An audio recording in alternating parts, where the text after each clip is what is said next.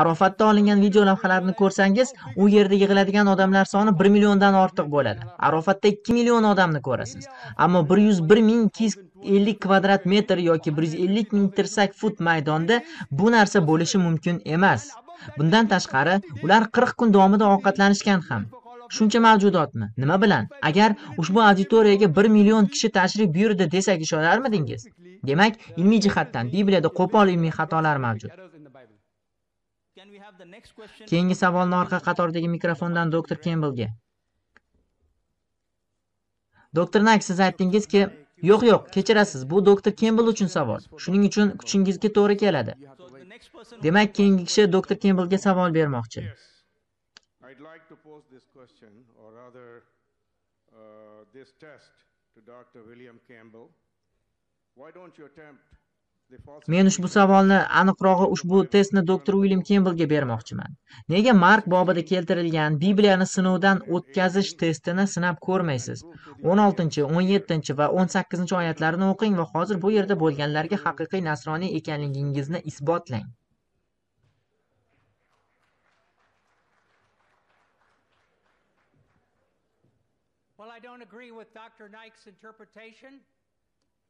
Men doktor Naykning talqiniga rozi emasman. Shayton Xudo, ya'ni Isoning o'zini vasvasaga tushiradi va xo'sh, agar sen Xudoning o'g'li bo'lsang, o'zingni ma'batdan tashla deb aytadi. Iso esa Xudoyingiz Robbingizni vasvasaga solmang deb javob beradi. Ya'ni, agar men shu kuni bo'lganimda va men sizga mo'jiza ko'rsataman desam, Xudoni vasvasaga solgan bo'laman. Do'stim Gary Rankliff u ketishga va'da bergandi va shuning uchun u va'dasini bajargan va u Xudoning irodasini bajarishga qaror qilgan. Bu boshqacha holat. Men Xudoni vasvasaga solmayman. Savol doktor Nayk uchun. Savolni shu singlimiz bersa bo'ladimi? U doktor Nayk uchunmi yoki Kembell uchunmi? Orqa qatordan. Doktor Naykka savolingiz bormi, ayollar? Ha, yaxshi, mening savolim doktor Zokir Naykka tegishli. Xristianlar uchbirlik tushunchasini ilmiy jihatdan suv misolida tushuntiradilar.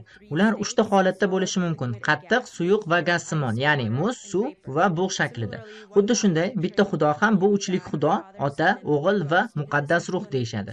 Ushbu tushuncha ilmiy jihatdan qay darajada to'g'ri? Javob berishimdan oldin shunchaki izoh. Biz Xudoni vasvasaga solmasligimiz kerak. Biz Xudoni sinab ko'rmasligimiz kerak. Lekin bu yerda biz Xudoni emas, balki insonni sinab ko'rmoqdamiz. Biz Xudoni sinashimiz shart emas, lekin biz sizni sinab ko'rmoqdamiz va Xudo va'da beradiki, zahar ichgan har qanday iymonli o'lmaydi. Biz Xudoni sinamaymiz. Xudoning haqligini shundoq ham yaxshi bilamiz, ammo sinov mo'minning haqligini isbotlaydi. Singlimizning savoliga kelsak, biz uchbirlik tushunchasini ilmiy jihatdan isbotlay olamiz deb aytadigan masihiylar bor. Masalan, suv 3 ta holatda: qattiq, suyuq va gazli, muz, suv va bug' singari bo'lishi mumkinligi sababli biz Xudo 3 ta shaklda mavjudligini bilamiz. Ota, O'g'il va muqaddas ruh deyshadi. Demak, bunga qanday javob berish kerak? Va bu ilmiy jihatdan to'g'rimi? Ilmiy jihatdan men suvning 3 xil shaklda bo'lishiga qo'shilaman: qattiq, suyuq va gazli, ya'ni muz, suv va bug'. Ammo ilmiy jihatdan biz suvning tarkibi bir xil bo'lib qolishini ham bilamiz. H2O, 2 ta vodorod atomi va bitta kislorod atomi. Komponentlar bir xil bo'lib qoladi. Tarkibiy qismlar bir xil bo'lib qoladi. Shakllar o'zgarishda davom etaveradi. Muammosiz. Endi esa uchbirlik tushunchasini tekshirib chiqamiz. Uchbirlik tushunchasi Ota, O'g'il va muqaddas ruh shakl deyshadi. Shakl o'zgaradi. Yaxshi, biz isboti uchun bahslashamiz. Komponent o'zgaradimi? Xudo va muqaddas ruh ruhdan yaratilgan. Odamlar go'sht va suyakdan yaratilgan. Ular bir xil narsa emas. Odamlar ovqatlanishlari kerak, tirik qolish uchun. Xudo ovqat yeyishi shart emas. Ular bir xil emas. Iso Masih alayhissalomning o'zi bu haqda Luqoning Injilida 24-bobi 36-39 oyatlarida guvohlik beriladi. U aytadiki: "Mana mening qo'llarim va oyoqlarim, meni ushlab ko'ring, chunki ruhda go'sht va suyak bo'lmaydi." Va u qo'llarini uzatadi. Ular ko'radilar va ular juda xursand bo'lishadi. Va u shunday deydi: "Sizda yegulik bormi?" Va ular unga qovurilgan baliq va ko'plab asal qoliplarini berishadi. Va u tanavvul qiladi. Nimani isbotlash kerak? U Xudo bo'lganini-mi? Ammo bu uning Xudo emasligini isbotlayapti-ku. U yedi va u go'sht va suyaklardan iborat. Ruhda esa go'sht va suyaklar bo'lmaydi.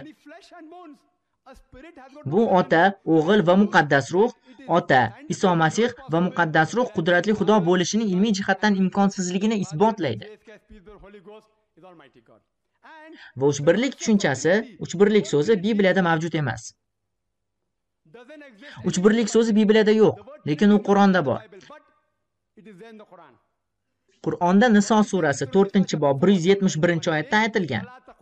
Uchbirlik demang. Tiyiling, to'xtang. Bu siz uchun yaxshiroqdir. Uchbirlik, shuningdek, Moida surasining 73-oyatida ham keltirilgan bo'lib, u yerda ular kufr qiladilar. Allohni uchtasi birda deb aytuvchilar kufr qiladilar. Iso Masih alayhissalom hech qachon o'zini Xudo deb aytmagan. Uchbirlik tushunchasi Bibliyada mavjud emas. Uchbirlik tushunchasiga eng yaqin keladigan yagona oyat bu 1-Yuhanno 5-bob 7-oyat. Unda aytilgan: Kalom va muqaddas ruh bu uchtasi bitta. Ammo agar siz 32 ta olim tomonidan tahrirlangan masihiy ulamolari, taniqli insonlar, 50 xil qo'shma konfessiyalar tomonidan qo'llab-quvvatlangan qayta ko'rib chiqilgan standart versiyani o'qisangiz, ular Bibliyaning ushbu oyati 1-Yuhanno 5-bob 7-oyatni bu xato, bu fantastika, bu yolg'on deb aytishgan. Bu oyat Bibliyadan chiqarib tashlangan. Iso Masih alayhissalom hech qachon o'zini iloh deb e'lon qilmagan. Injilda Iso Masih alayhissalom men Xudoman yoki menga sajda qiling degan biron bir gap aytmagan. Bu ziddiyat. Agar siz Bibliyani o'qigan bo'lsangiz, bu haqda Yuhanno xushxabarining 14-bobi 28-oyatida aytilgan. U aytdi: Otam mendan buyukroqdir. Yuhanno xushxabari 10-bob 29-oyat. Otam hammadan ulug'dir. Matto Injili 12-bob 28-oyat. Men jinlarni Xudoning ruhi bilan quvib chiqardim. Luqoning Injili 11-bob 20-oyat. Men iblisni Xudoning barmog'i bilan quvib chiqardim. Yuhanno Injili 5-bob 30-oyat. Men o'zim hech narsa qila olmayman. Men o'zim hech narsa qila olmayman. Eshitganimda hukm qilaman va hukm adolatli, chunki men o'z xohishimni emas, balki otamning irodasini izlayapman. Kimda kim agar mening xohishim emas, balki Xudoning irodasi desa, u musulmondir. Musulmon deganda irodasini qudratli Xudoga topshirgan odam tushuniladi. Iso Masih alayhissalom aytdi: "Mening xohishim emas, balki Xudoning irodasi" dedi. U musulmon edi va u alhamdulillah Xudoning eng obro'li payg'ambarlaridan biri edi. Biz ishonamiz. U mo'jizaviy tarzda erkaksiz tug'ilganiga ishonamiz. U o'liklarni Xudoning izni bilan tiriltirganiga ham ishonamiz. U Xudoning izni bilan tug'ma ko'r va mo'xovlarni davolaganiga ham ishonamiz. Biz Iso Masihni alayhissalomni Xudoning qudratli payg'ambarlaridan biri sifatida hurmat qilamiz. Ammo u Xudo emas va uchbirlikning bir qismi emas. Uchbirlik mavjud emas. Qur'onda u Alloh yakka va yagona deb ayting deyilgan. Mikrofon orqali keyingi savolni olishimizdan oldin ayollar oldinroq navbatda bo'lishlari kerakligini ilgari e'lon qilgan edik. Afsuski, ular safga qo'shilmadilar. Shuning uchun biz savollarni muvozanatlashda muammoga duch keldik. Xo'sh, endi bunday qilamiz. Biz mikrofondagi yorliqlarni e'tiborsiz qoldiramiz va agar ayollar bu yerdan so'ramoqchi bo'lsa, biz ularga ruxsat beramiz. Buni amaliy zarurat deb muvozanatlashtiraylik, chunki auditoriya to'lib toshib yotibdi. Hozir esa savol bu yerdan doktor Kembelga beriladi. Orqa qatordagi mikrofondan esa erkaklar tomonidan doktor Zokirga savol berishni istaganlar uchun bo'ladi. Xuddi shunday xonimlar uchun ham oldingi qatordagi mikrofon doktor William Kembelga, orqa qatordagi mikrofon esa doktor Zokirga tegishli bo'ladi. Navbatda odamlar bor. Doktor Zokirga savol berish uchun. Ha, bu odamlar bu yerda doktor Kembelga savol berish uchun navbatda turishdi. Yaxshi, o'ylaymanki, ular o'z pozitsiyalarini egallab, tashkilotchilar bergan navbatlarni o'zgartirmaydilar. Biz buni hurmat qilamiz, chunki tomoshabinlarning hayajoni borligi tushunarli. Ushbu mikrofondan doktor Kembelga keyingi savol. Rahmat, birodar. Assalomu alaykum. Alhamdulillah, bu kecha Allohga hamdlar bo'lsin. Butun insoniyatning yagona Xudosiga hamd va sanolar bo'lsin. Bu kecha juda qiziqarli suhbat bo'lib o'tdi va insoniyat uchun ham, umuman butun insoniyat uchun juda ezgu mavzudagi suhbat va biz savol, iltimos. Yaxshi, bismillah. Alloh nomi bilan boshlayman. Savol tug'iladi. Biz bugun bu tadbirga yig'ildik. Bu bizga foyda keltirishi kerak.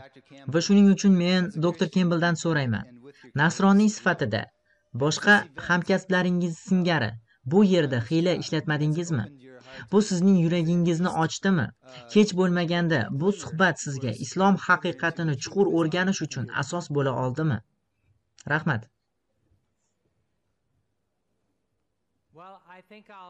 O'ylaymanki, so'nggi savolingizga javob beraman.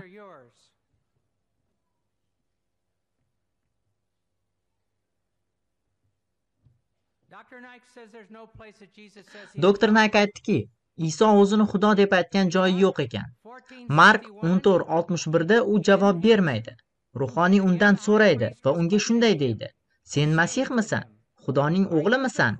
Boshqacha aytganda, "Sen Xudoning o'g'li Masihmisan?" deb savol beradi va Iso "Men" deb javob beradi. Shunday qilib u "Men Xudoning o'g'liman" degan javobni tasdiqlaydi va u yana ilohdir. Bibliyada bu haqida aniq aytilgan. Men u keltirgan oyatlarning ma'nosini bilaman va doktor Nayk Iso o'zining inson qiyofasidagi joyini keltirganligini ta'kidlayapman. Ammo boshqa oyatlar ham bor. Iso "Men va Ota birmiz" deb aytgan. Va yana boshida bir kalom bor edi va bu kalom Xudo bilan edi va bu kalom Xudo edi. Xudo tanaga aylanib oramizda yashadi deb aytilgan oyat ham bor. Isoning suvga cho'mdirilishida Ota "Bu mening sevimli o'g'lim" dedi. Iso yer yuzida edi va muqaddas ruh tushdi. Ota, o'g'il va muqaddas ruh. Biz bu narsani havodan o'ylab topmaganmiz. Bu shunchaki arzimas narsa. Va do'stim savol berdi. Biz juda ko'p narsalarni o'rgandik va men har doim o'rganishga tayyorman. Ammo men hali ham Isoni o'liklardan tirilganini ko'rgan 500 ta odamning guvohligini 600 yil o'tib bitta guvoh sifatida kelgan Muhammadning so'zlaridan ko'ra ko'proq kuchga ega deb o'ylayman. Rahmat. Keyingi savol orqa qatordan doktor Zokir Nayk uchun. Marhamat singlim. Dr. Campbell dastlab Qur'onning koinot haqidagi qarashlari bilan bog'liq taxmin qilingan yolg'on dalillarni keltirib chiqarishga urindi va siz haqiqatan ham bu da'volarni rad etdingiz. Biroq yerning shakli va boshqa jihatlari to'g'risida Bibliyada nima deyilganiga e'tibor berilmadi. Singlimiz savol berdi. Men vaqt yetishmasligi sababli Bibliyada yerning shakli haqida nima deyilganligi haqida javob bermagandim. Yana 100 xil fikrni ta'kidlashim mumkin edi, ammo vaqtim kam edi. Xullas, singlimiz yerning shakli to'g'risida Bibliyada nima deyilganini bilmoqchi. Bu haqda Bibliyada Matto Injilida 4-bob 8-oyatda aytilganidek, xuddi doktor William Campbell vasvasa qilishda ishlatgan narsa. Iblis Iso Masih alayhisalomni baland joyga olib chiqqan edi va unga yer yuzidagi barcha shohliklarni va uning ulug'vorligini ko'rsatdi. Luqo xushxabarida ham shu 4-bob 5-oyat. Iblis uni baland tepalikka olib borib, unga dunyoning barcha shohliklarining ulug'vorligini ko'rsatdi deyilgan. Endi siz dunyodagi eng baland joyga, eng baland toqqa borsangiz ham, bu Everest tog'i, va aytaylik, ko'zlaringiz juda yaxshi ko'rsa ham va siz minglab chaqirim yo'llarni birgalikda ko'rishingiz mumkin deb faraz qiling. Ammo siz dunyoning barcha davlatlarini ko'ra olmaysiz baribir. Chunki bugun biz yerning shar shaklida ekanligini bilamiz. Siz dunyoning teskari tomonidagi davlatlarni ko'ra olmaysiz. Bu gapdan faqat va faqat yer tekis ekan degan ma'no chiqadi. Bibliyada shunday ta'rif berilgan. Yer tekis. Bundan tashqari, xuddi shu ta'rif Doniol kitobining 4-bobi, 10 va 11-oyatlarida takrorlangan. Tushda daraxt osmongacha ko'tarilgan va u yerdagi daraxt shu qadar baland ediki, bu daraxtni butun dunyo bo'ylab hamma ko'rishi mumkin edi deyilgan. Bunday narsa sodir bo'lishi uchun esa yer tekis bo'lishi kerak. Ya'ni agar u uzun daraxtni butun yer yuzidagilar ko'rgan bo'lsa, unda yer sharsimon bo'lmasligi kerak. Bugungi kunda esa dunyo sharsimon ekanligi ilmiy jihatdan isbotlangan. Va siz sharsimon yer shaklining qarama-qarshi tomonida turgan daraxtni hech qachon ko'ra olmaysiz. Bundan tashqari, agar siz o'qigan bo'lsangiz, 1-Solnomalar 16-bob 30-oyatda yer qimirlamaydi deyilgan. Xuddi shu narsa Zabur kitobining 93-bobi 1-oyatida ham takrorlangan. Qudratli Xudo yerni mustahkam qildi. Bu yerning harakat qilmasligini anglatadi. Va yangi xalqaro versiyada Xudo yerning harakatini o'rnatdi va to'xtatdi. Go'yoki 1 daqiqa. To'xtab turaymi yoki 1 daqiqa qoldimi? 1 daqiqa qoldi. Ha, mendan 1 daqiqa kuchimni iltimos qilyapsiz deb o'ylabman. Doktor William Campbellga kelsak, u Iso Masih alayhissalom Bibliyada bir necha joyda u Xudo edi deb aytilgan dedi. Barcha havolalar va javoblar uchun mening asosiy dinlarda Xudoning konsepsiyasi video kassetamga murojaat qilishingiz mumkin. Men sizlarga u keltirgan narsalarga havolalar beraman. Men va Ota birmiz, Yuhanno 10-bob 30-oyat va dastlab kalom bor edi, Yuhanno 1-bob 1-oyat. Va agar kontekstga qarasangiz, Iso Masih alayhissalom hech qachon ilohman deb da'vo qilmaganligini bilib olasiz. Siz tashqaridagi vestibyulda joylashgan asosiy dinlarda Xudoning tushunchasi va islom va nasroniylik o'rtasidagi o'xshashlik videokasetamni olishingiz mumkin. Keyingi savol doktor Williamning oldidagi xonimdan. Siz haqiqiy mo'min zahar ichishi va iymon orqali omon qolishi mumkin bo'lgan sinovni eslatib o'tdingiz. Qanday qilib Rasputin sianid bilan 16 kishini zaharlab o'ldirgan va o'zi ham zahar ichib qon yo'qotishdan vafot etgan. U yaxshi nasroniy emas edi. Unda hamma narsa bor edi. Buni qanday izohlaysiz? Xo'sh, faqat yaxshi nasroniy bu zaharni ichishi va yashashi mumkinmi? Buni qanday izohlash mumkin? Men buni tushuntirmoqchi emasman. Aytmoqchimanki, agar Rasputin nasroniy bo'lmagan bo'lsa-chi? Xo'sh, unga nima bo'lganligi bilan Bibliyadagi yozuvlar o'rtasida hech qanday bog'liqlik yo'q. Men ilgari aytgan edim. Iso, Xudo bizni yerda saf tortib, zaharlarni olib, uning haqiqiy Xudo ekanligini tekshirishimizni xohlamagan. Uzr, bu Xudoni sinash uchun emasdi. Bular berilgan. Xudo aytgan, bu narsalar bo'ladi. Misol sifatida Pavel keltirilishi mumkin edi.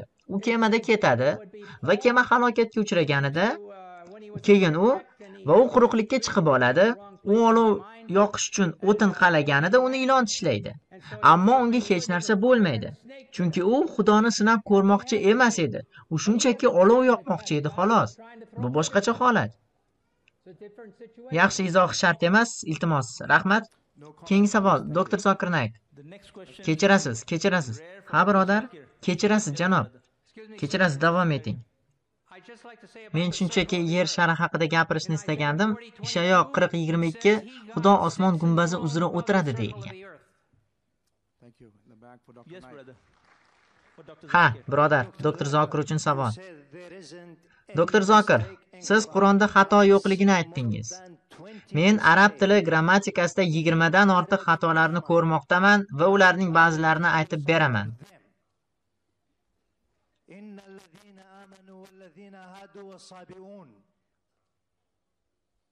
He said in Baqarah and Hajj, "Inna alladhina amanu walladhina hadu was-sabiin," which is right.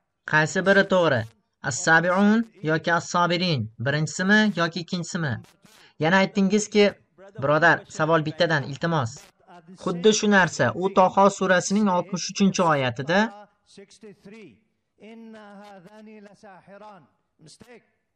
xato.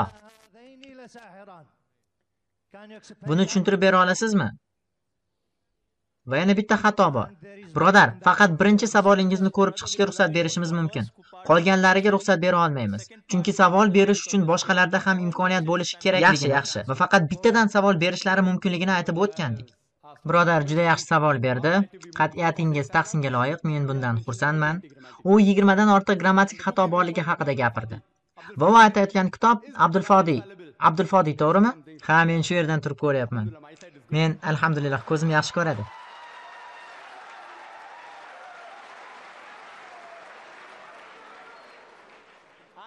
Kitobni o'qiganim uchun 20 ta xatoning hammasiga bittada javob beraman. Siz xato deb aytayotgan narsani izohlab beraman. Inshaalloh. Birinchi punkt, birodar, birinchi punkt.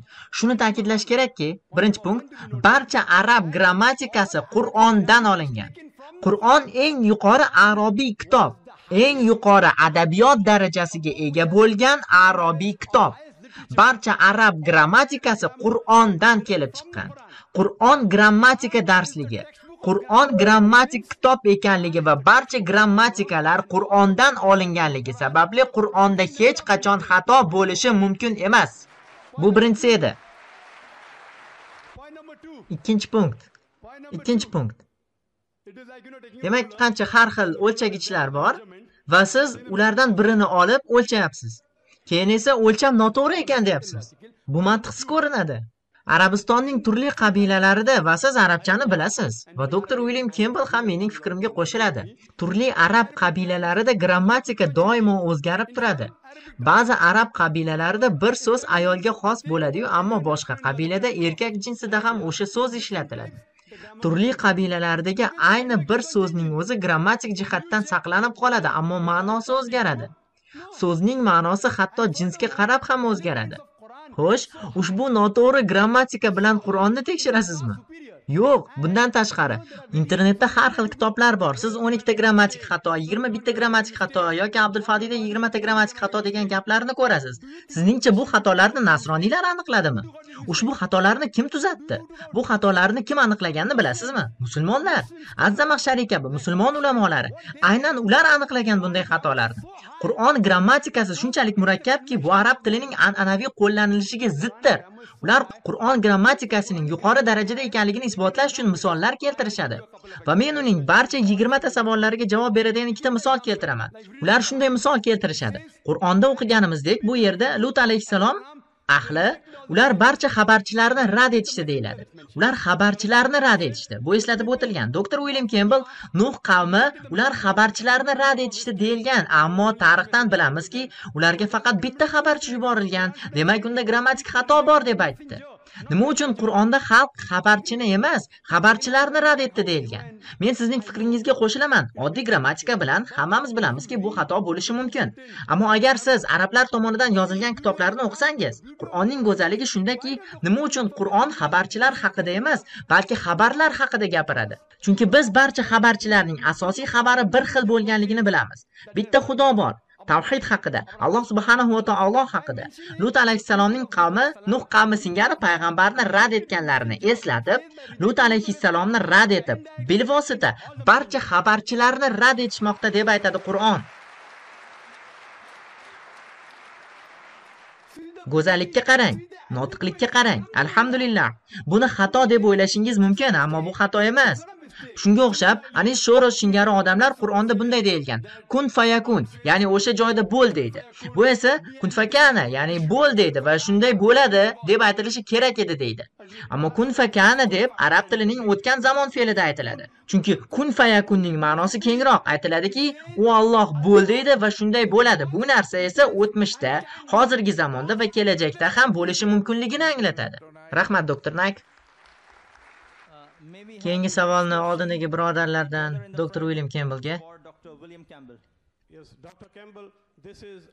Dr. Campbell, nasroniylik haqida ko'proq ma'lumot olish uchun juda samimiy savol. Isoning xizmati Yahyo payg'ambar tomonidan suvga cho'mgandan keyin atiga 3 yil davom etganligini so'ramoqchiman. Shunday qilib, Iso Xudodan keyin ikkinchi qudratli odam. Demak, savolimning mazmuni shundan iboratki, Xudoning o'g'li uning birinchi hayotiga qo'shgan hissasi qanday bo'lgan? 1 yildan keyin, masalan, 27 yoki 28 yoshidan keyinchi uning hissasi qanday bo'lgan? Bu uzr, Dr. Campbell, bu emas. Bu bugungi mavzu emas. Bizda bor edi, bizda taqdimot boshida Dr. Campbell Zulqarnaynni Qur'onning 18-bobida eslatib o'tdi va u Zulqarnayn Buyuk Iskandar ekanligini ta'kidladi. Qanday qilib bunday natijaga erishganingizni tushuntirib bersangiz. Zulqarnayn Aleksandr Makedonskiymi? Men buni faqat Yusuf Alining sharhida o'qiganman. Ammo Iskandar buyukmi yoki u kimligidan qat'iy nazar quyosh loyqa botmaydi va oyatda aynan shu narsa aytilgan.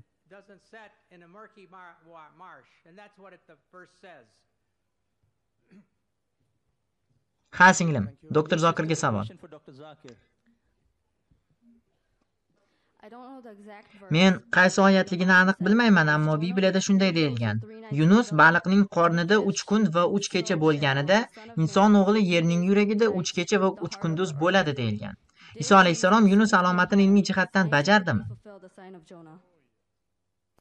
Demak, singlim Bibliyaning Matto Injili 12-bob 38 va 40-oyatlarini nazarda tutdi. Odamlar Iso Masih alayhissalomdan bizga bir belgi ko'rsating, mo'jiza ko'rsating deb so'raganlarida Iso Masih alayhissalom aytadi: Sizlar yovuz shayton va zinoning avlodlari, belgi izlayapsizlar. Sizga Yunus alomatidan boshqa hech qanday belgi berilmaydi. Zero Yunus baliqning qornida 3 kecha va 3 kunduz bo'lganidek, inson o'g'li ham yerning qa'rida 3 kecha va 3 kunduz bo'ladi degan. Bu Yunus alomati. Iso Masih alayhissalom barcha savollarni bitta narsaga tashlaydi. Agar Yunus alomatiga kelsangiz, Yunus kitobi 2 sahifadan ham kam va buni ko'pchiligingiz bilasiz. Agar siz Yunusning 3 kun va 3 kecha bo'lganligini tahlil qilsangiz, lekin Iso Masih alayhissalom biz Injildan bilamizki, u go'yoki xochga mixlangan. Kechga yaqin uni xochdan tushirishdi va qabrga qo'yishdi. Va yakshanba kuni ertalab agar ko'rsangiz, tosh chetga surilgach, tobut butunlay bo'shligi aniqlandi. Shunday qilib, Iso Masih alayhissalom qabrda juma kuni kechasi, u qabrda edi, juma kuni kechasi. U shanba kuni ertalab bir kecha va bir kun edi va u shanba oqshomida edi. Shuning uchun 2 kecha va 1 kun 2 kecha. Va yakshanba kuni ertalab qabr bo'sh edi. Demak, Iso Masih alayhissalom u yerda 2 kecha va 1 kunduz bo'lgan. 3 kecha va 3 kunduz emas. Dr. William Campbell o'z kitobida shunday javob beradi. Bilasizmi, kunning bir qismini bir kun deb hisoblash mumkin. Masalan, mening oldimga shanba kuni kechqurun kasal bo'lgan bemor dushanba kuni ertalab kelsa va men undan siz qancha vaqtdan beri kasalsiz deb so'rasam, u 3 kun deb javob beradi. Men sizning fikringizga qo'shilaman. Moslashtirish yondashuviga roziman. Men juda saxiyman. Siz kunning bir qismi to'liq kun deb aytasiz. Men sizning fikringizga qo'shilaman. Shunday qilib, shanba oqshomi kunning bir qismi bir kun, yakshanba kunning bir qismi to'liq bir kun. Yaxshi, dushanba kunning bir qismi to'liq vaqt, hech qanday muammo yo'q. Agar bemor 3 kun deb aytgan bo'lsa, demak e'tiroz yo'q. Ammo hech bir bemor hech qachon 3 kunduz va 3 kecha demaydi. Men ham davolayman, alhamdulillah. Men turli xil bemorlar bilan uchrashganman. Bironta bemorni ham uchratmadimki, yoki shu jumladan menga hech qachon xristian missionerlari kechalari kasal bo'lganlar ertasi kuni kelib, men 3 kecha va 3 kunduzdan beri kasalman deb aytmagan. Ya'ni Iso Masih alayhissalom 3 kun deb aytmagan. Iso Masih alayhissalom 3 kun va 3 kecha deb aytgan. Demak, bu matematik xato. Ilmiy jihatdan Iso Masih bilan bog'liq bu narsa umuman isbotlanmagan.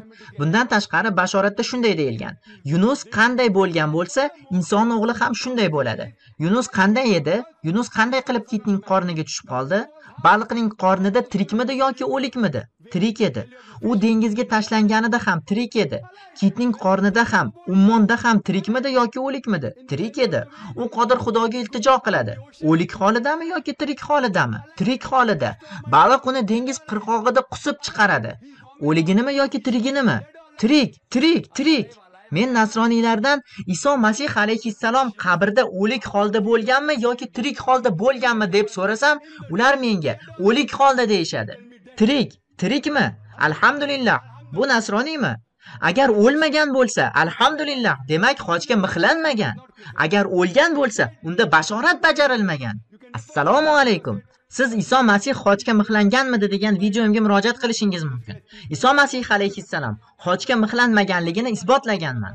Qur'onda Niso surasi 4-bob 157-oyatda ular uni o'ldirmadilar yoki xochga mixlamadilar. Bu narsa ularga shunchaki tuyuldi xolos deyilgan. Rahmat doktor Naik, doktor Williamga savol.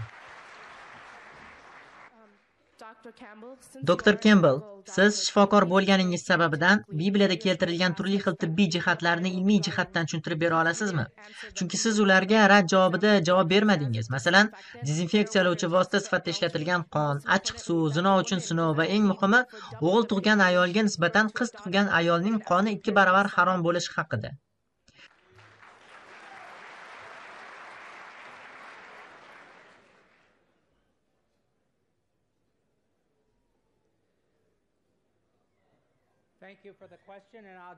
Savolingiz uchun tashakkur va men unga javob beraman, ammo doktor Naikning Masih haqidagi e'tirozlari to'xtamayapti. Bibliyada aytilishicha, ertasi kuni peshin vaqtda tayyorgarlikdan so'ng oliy ruhoniy va iboralar Pilatning oldida yig'ildilar va shunday dedilar: "Janob, biz eslaymizki, u tirikligida men 3 kundan keyin tirilaman deb aytgandi. Shuning uchun qabrni 3 kungacha himoya qilish uchun suv bering." Ya'ni ular ushbu so'zlarni sinonim sifatida ishlatishadi. Meni fikrimcha, 3 kundan keyin deyilgan bu so'zlarning barchasi Iso bilan qabrda sodir bo'lgan narsaga to'g'ri keladi. Yana bir narsa va keyin uning tirilishi. Yana bir narsa bor. Payshanba kuni kechqurun Iso hibsga olinganida, iltimos jim turing, ish bunday bo'lmaydi. Iltimos sabr qiling. Payshanba kuni u hibsga olinganida u mening vaqtim keldi deb aytadi. Shunday qilib, men uni 3 kun va 3 kecha deb hisobladim.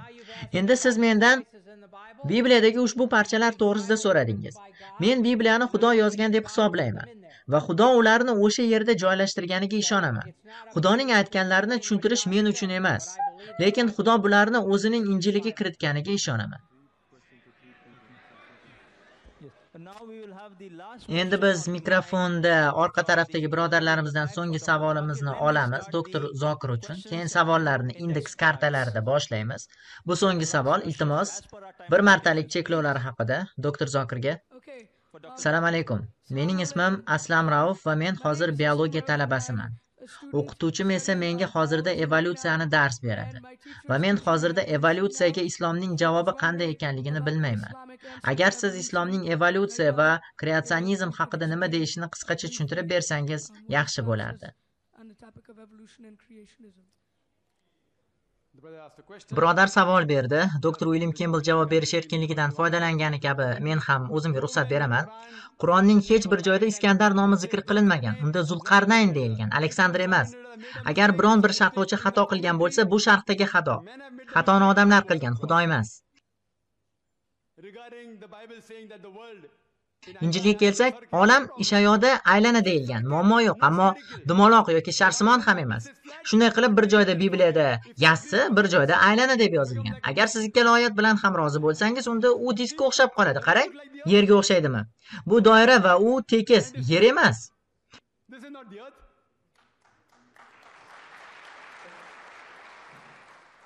Qur'ondagi biologiya va evolyutsiya haqida birodar tomonidan ikkita savol berildi, ammo qisqa vaqt ichida bu ikkala savolga ham javob bera olamanmi yoki yo'qmi bilmayman. Qaysiga javob beray? Farqi yo'q. Qaysi biri, birinchisimi yoki ikkinchisimi? Biologiya yoki evolyutsiya? Evolyutsiya yaxshi bo'lardi. Kim tanlaydi, sizmi yoki umi? Agar menga 10 daqiqa vaqt bersangiz, ikkalasiga ham javob berardim. Siz nima qilsangiz ham atigi 5 daqiqa vaqtingiz bor. Yaxshi, men rais janoblari Samuel Nomon bilan roziman. Evolyutsiya mavzusida javob beraman. To'liq javobni Qur'on va zamonaviy ilm-fan video kasetamdan topishingiz mumkin. Evolyutsiya haqida gapirganda xayolga birinchi bo'lib Darwin nazariyasi keladi va Darwin kitobida kemada Kalantropis deb nomlangan orolga suzib bordim va qushlar tumshuqlarida uylarini yamoqlayotganlarini ko'rdim deydi. U qushlarning tumshug'i uzun va kalta bo'lishini kuzatish asosida tabiiy tanlanish haqidagi g'oyalarni ilgari sura boshlaydi. Ammo u 19-asrda do'sti Tomasga xat yozgan edi. Hatto shunday deyilgan. Mening tabiiy tanlanishimni tasdiqlovchi dalilim yo'q, lekin u menga embriologiya, ibtidoiy organlarni tasniflashda yordam bergani uchun men buni olg'a suryapman. Darwin nazariyasi umuman haqiqat emas, bu shunchaki nazariya. Va men nutqimning boshida juda aniq aytdim. Qur'on nazariyalarga qarshi chiqishi mumkin, chunki nazariyalar yo'nalishni o'zgartiradi. Ammo Qur'on hech qanday aniq haqiqatga qarshi chiqmaydi va bizning maktabimizda bizga Darwin nazariyalari o'rgatiladi. Go'yo bu haqiqatdek, ammo bu haqiqat emas. Unga hech qanday ilmiy dalil yo'q. Havolalar yetishmayapti. Shuning uchun agar kimdir do'stini, hamkasbini haqorat qilmoqchi bo'lsa, u agar sen Darwin davrida tug'ilganingda edi, Darwin nazariyasi to'g'ri bo'lar edi deb aytadi.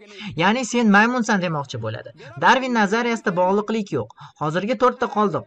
Gominoidlar, Lucy haqida, Artopalatek haqida, Homo erectus, Neandertal va Cro-Magnon uning qo'llanmasi bilan tafsilotlar uchun mening video kasetamga murojaat qilishingiz mumkin.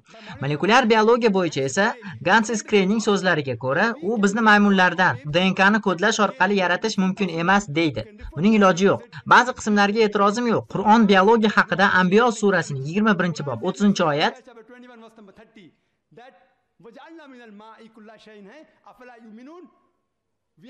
Biz har bir tirik mavjudotni suvdan yaratdik. Shunda ham ishonmaysizmi deyiladi. Bugun biz bilamizki, har bir jonzotda asosiy modda hujayrada sitoplazma mavjud bo'lib, uning tarkibida 90% suv bor. Dunyodagi har bir jonzotda taxminan 50% dan 90% gacha suv bor. Tasavvur qiling. Arabiston cho'llarida yashagan kimsa hamma narsa suvdan tashkil topgan deb aytishi mumkinmidi? Qur'onda 1400 yil oldin shunday deyilgan. Bu sohada vaqt doktor Nayk. Tashakkur. Katta rahmat.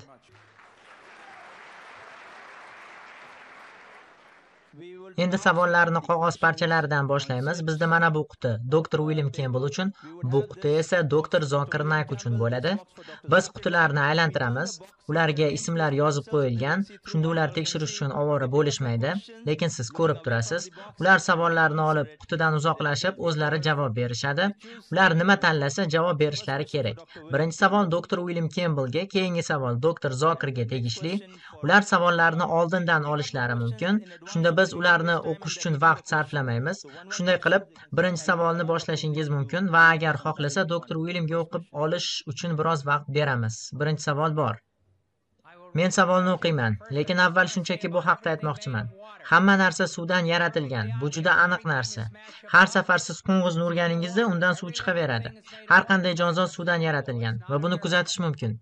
Chunki bu mo'jiza emas. Yaxshi, Dr. Campbell, ibtido kitobidagi yaratilishga oid qarama-qarshiliklarga javob bera olmaganingiz Bibliyaning ilmiy emasligi va shuning uchun Xudodan emasligini isbotlamaydimi? Men bu borada ba'zi muammolar borligini tan olaman, lekin menda bashoratlarning hammasi bajarilgan. Bu men uchun juda muhimdir. Va aytilganidek, Iso bu burchak toshi va u qurilib bo'lgan. U havoriylar va payg'ambarlarning poydevori asosida qurilgan. Va shuning uchun payg'ambarlar bashorat qilishgan va havoriylar Xudo bashoratini amalga oshirganligi haqida yozishgan. Bilaman, bu sizning savolingizga aniq javob emas, ammo mening iymonim mening xaloskorim sifatida Masihda.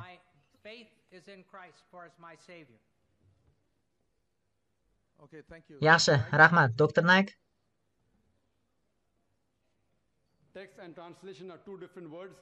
Matn va tarjimalar bu Bibliyada ikki xil ma'no beradigan ikki xil so'z. Ingliz tilida matn yoki tarjima. Nahotki ilmiy nuqtai nazardan matn va tarjima bir xil ekanligi isbotlanmasa, Xudo o'z xabarini Muso va Iso alayhissalomga ingliz tilida nozil qilganmi? Bu juda yaxshi savol. Matn va tarjima bir xil bo'lishi mumkinmi? Yo'q. Matn va tarjima bir xil bo'lishi mumkin emas. Ular bunga yaqinlashishi mumkin. Mavlono Abdulmajid Daryobodiyning so'zlariga ko'ra, u dunyodagi eng qiyin tarjima qilingan kitob bu ulug'vor Qur'on ekanligini aytgan. Chunki Qur'on tili juda ravon, u juda ulug'vor, juda olijanobdir. Va arab tilidagi bitta so'z bir nechta ma'noga ega. Shuning uchun Qur'onni tarjima qilish eng qiyin ish. Bu bir xil narsa emas. Va agar tarjimada xato bo'lsa, demak, bu odamning ishi. Tarjima qilgan odam aybdor bo'ladi. Qodir Alloh emas. Ingliz tilida Injil nozil qilinganmi? Yo'q. Ingliz tilida nozil qilinmagan. Bu Ibroniy tilida eski ahd, Yunon tilida yangi ahd. Iso Masih alayhissalom ibroniycha gapirgan bo'lsalarda, asl qo'lyozma Yunon tilida. Eski ahd asl nusxasi ibroniy tilida mavjud emas, buni bilsangiz kerak. Eski ahdning yahudiy tilidan Yunon tiliga tarjimasi, hatto ibroniy tilida yozilgan eski ahdning asl nusxasi ham ibroniy tilida yo'q. Shunday qilib, sizda ikki baravar muammo. Ajablanarli joyi yo'q. Sizda xatolar bor va hokazo. Ammo Qur'on, alhamdulillah, asl arab tilida bo'lib turibdi. Ilmiy jihatdan bu, alhamdulillah, buni isbotlab berish muammo emas. Vahiy haqida. Iso Masih va Muso alayhissalomlarga nozil qilingan vahiylarga kelsak, oldingi javoblariimda ham, nutqimda ham men Qur'onning Rad surasida keltirilgan gaplarga ishonamiz deb aytgan edim. 13-bob 38-oyatda Alloh subhanahu va taolo bir nechta kitoblar nozil qilganligini aytadi. Nomi bilan faqat 4tasi: Tavrot, Zabur, Injil va Qur'on tilga olingan. Tavrot Muso alayhissalomga berilgan vahiy, Zabur Davud alayhissalomga berilgan vahiy, Injil bu vahiy Iso alayhissalomga berilgan va Qur'on bu oxirgi va so'nggi payg'ambar Muhammad Mustafa sallallohu alayhi va sallamga berilgan so'nggi va oxirgi vahiydir. Vaqt, Dr. Naik, katta rahmat. Ammo Bibliya biz ishonadigan va Iso Masih nozil qilingan haqiqiy Injil emas. Rahmat janob. Dr. Campbell. Ammo hozirgi Injil avvalgidek edi. Bizda u bor. Bizda matnlar mavjud. Milodiy 180-yildagi matnning 75% bor. Bu Yuhanno yozganidan 100 yil o'tgach sodir bo'lgan. U kitob yozganini ko'rgan tirik guvohlar bor edi o'shanda. Bizda o'sha paytdagi odamlar bor. Ular Yuhannoni taniydigan va kimga ishonayotganlarini bilishgan qariyalar edi. Bu yaxshi dalil va yaxshi matn. Bibliya haqiqiy Injil. Endi savolga o'tamiz. Siz taqdim etgan ehtimol bilan bu ajoyib hisob, rahmat.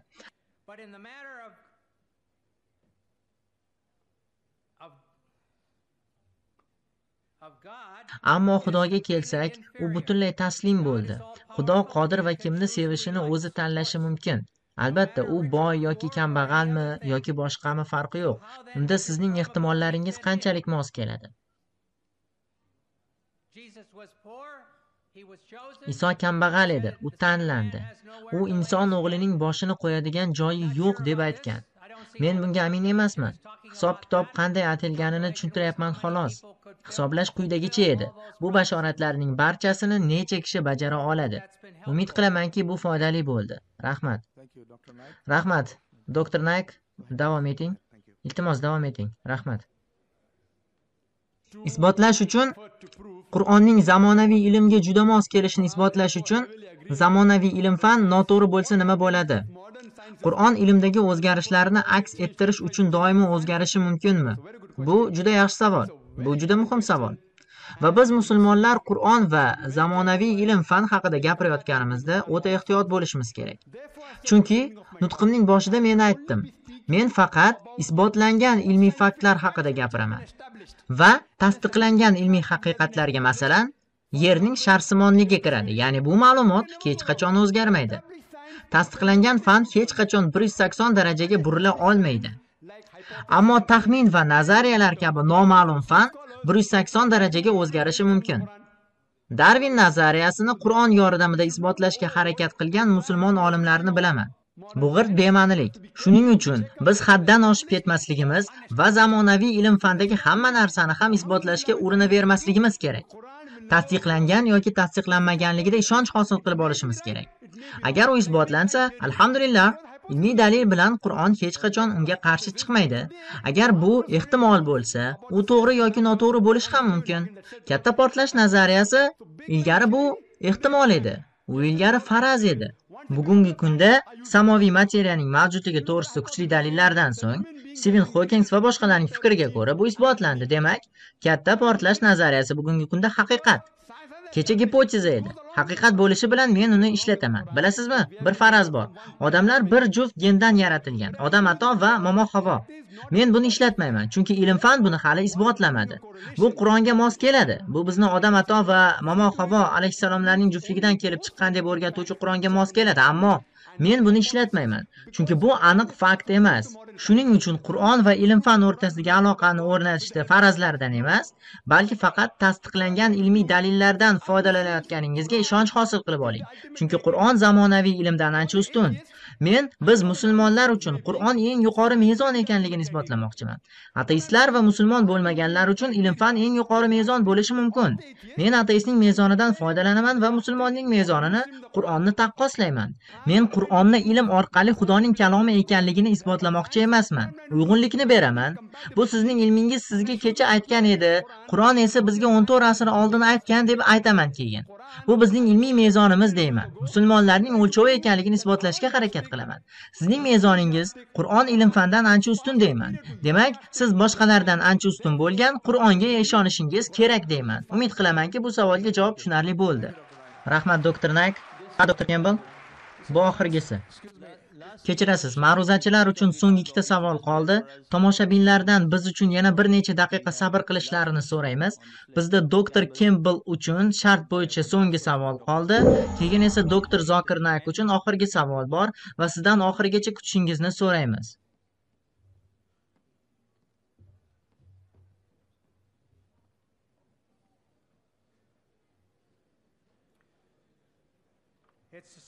Bu aslida bundan oldingi savol bilan bir xil ekan. Doktor Campbell u ko'rsatgan xatolar noto'g'ri emasligi va ularga javob bera olmasligiga doktor Nayk bilan rozi bo'ldi. Bu shuni anglatadiki, doktor Campbell Bibliyada xatolar borligiga rozi. Demak, bu Xudoning kalomi emas ekanda. Bibliyada men tushuntirib bera olmaydigan narsalar bor. Menda ularga hali javob yo'q va javob kelishini ko'rgunimcha kutishga tayyorman.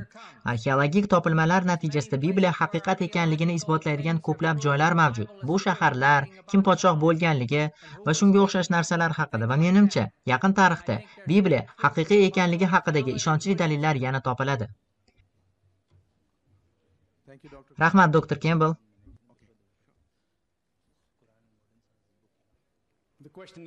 Savol shunday. Bibliyada boshqa matematik ziddiyatlar bormi? Bibliyamikin yoki islommi? Kechirasiz, islomda matematik qarama-qarshiliklar mavjudmi? Tushunmadim. Bibliyami yoki islommi? Bilmadim. Xullas, bu Bibliya bo'lishi kerak, chunki men qarama-qarshiliklar haqida gapirgan edim. Mayli nima bo'lishidan qat'iy nazar, islomga kelsak, Qur'oni Karim Niso surasi 4-bob 82-oyatida ular Qur'on haqida o'ylab ko'rmaydilarmi? Agar bu Allohdan boshqa birovdan bo'lsa, juda ko'p ziddiyatlar bo'lar edi deyiladi. Hech qanday ziddiyat yo'q. Bibliyadagi ziddiyatlarga kelsak, ular ko'pligidan 5 daqiqa yetarli bo'lmaydi. Hatto menga 5 kun berishsa ham bu qiyin. Har holda men faqat bir nechtasini eslatib o'taman. Bu haqda 2-shohlarning 8-bobi 26-oyatida aytilgan. Unda Ahiyo u hukmronlik qila boshlaganida 22 yoshda edi. 2-Solnomalar 22-bob 2-oyatda shunday deyilgan.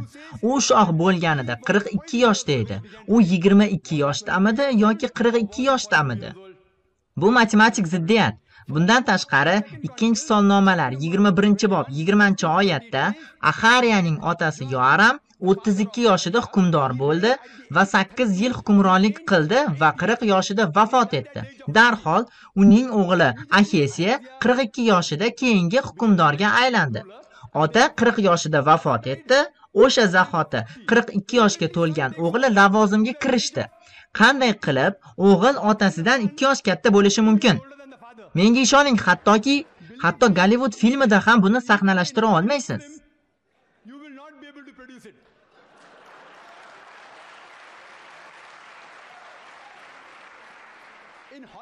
Gollivud filmlarida siz meni nutqimda aytib o'tilgan bir shoxli otni yaratishingiz mumkin. Yezinarog. Sizda Bibliyada eslatilgan Kakradios yoki Kankardios yoki Ajdarho va ilonlarni ham yashashingiz mumkin. Ammo hatto Gollivudda ham siz otasidan 2 yosh katta o'g'ilni ko'rsatib bera olmaysiz. Bu narsa mo'jiza ham bo'lishi mumkin emas. Hatto mo'jizalarda ham bu mumkin emas, bu imkonsiz. Mo'jizada sizda bokira qizdan tug'ilgan odam bo'lishi mumkin. Ammo mo'jizada siz otasidan 2 yosh katta o'g'il ko'rishingiz mumkin emas. Bundan tashqari, agar o'qigan bo'lsangiz, Bibliyada 2-Shamuil 24-bobining 9-oyatida jangda qatnashgan odamlarning ro'yxati keltiriladi va unda shunday deyiladi: 800 ming Isroil xalqi qatnashgan jangda 500 ming Yahudo erkaklari bor edi. Agar siz boshqa joyga qarasangiz, 1-Solnomalar 21-bob 5-oyat unda aytilgan: butun Isroilda jang qilishga qodir 1.100.000 odam, Yahudodan esa jang qilishga qodir 470 ming odam bor ekan. Isroil xalqidan 800 ming kishi qatnashganmi yoki 1.100.000 odammi? Yahudoning 5 lakh odami qatnashdimi yoki 10.460 kishi ishtirok etdimi? Aniq ziddiyat. Bundan tashqari, Bibliyada 2-Shamuilning 6-bobi 23-oyatida Shaulning qizi Michael uning o'g'illari bo'lmagan deyiladi. 2-Shamuil 21-bob 8-oyat esa Shaulning qizi Michaelning 5 o'g'li bor edi deb yozilgan. Bir joyda bolalar yo'q, o'g'il va qiz yo'q, boshqa joyda esa 5 o'g'il. Bundan tashqari, agar o'qigan bo'lsangiz, Matto Injilida 1-bob 16-oyatda keltirilgan. Bu Iso Masih alayhissalomning nasabnomasi, shuningdek u Iso Masih alayhissalomning nasabnomasi Luqoning 3-bobida ham keltirilgan. Mattoda aytilishicha, Isoning otasi Yusuf, Yusufning otasi Yoqub edi. Matto 1-bob 16-oyat bu. Va Luqo 3-bob 23-oyatda Isoning otasi Yusuf, Yusufning otasi Elah edi. Isoning otasi Yusufning 2 otasi bo'lganmi? 2 otasi bo'lgan odamni nima deb ataysiz? Yoki Elah edi yoki Yoqub. Aniq ziddiyat. Rahmat, doktor Nayk. Katta rahmat.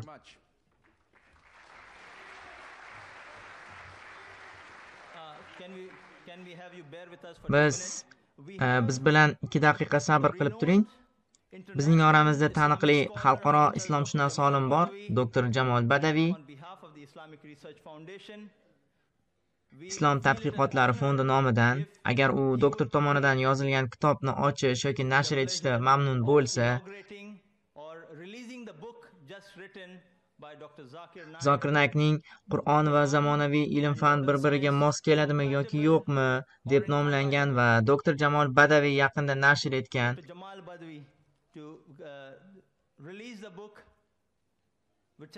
va shu kunga kelib Chikagoda nashr etilgan kitobni bersalar, biz buni sharaf deb bilardik. Do'stlikning ishorasi sifatida doktor Zokirdan buni doktor Kemblga o'zlari berishlarini so'rashdan ko'ra munosib yo'l yo'q deb o'ylayman.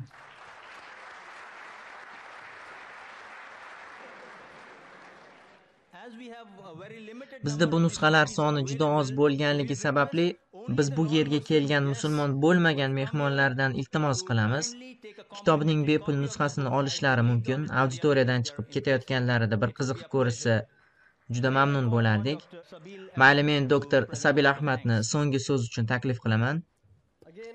Yana bir bor Shimoliy Amerika Islomiy doirasi nomidan barchangizga sabr toqatingiz uchun va bu yerga tashrif buyurgan barcha muhtaram mehmonlarimizga minnatdorchilik bildiraman. Subhanakallahumma va bihamdik va ashhadu an la ilaha illa anta va nastaghfiruka va natubu ilayhi.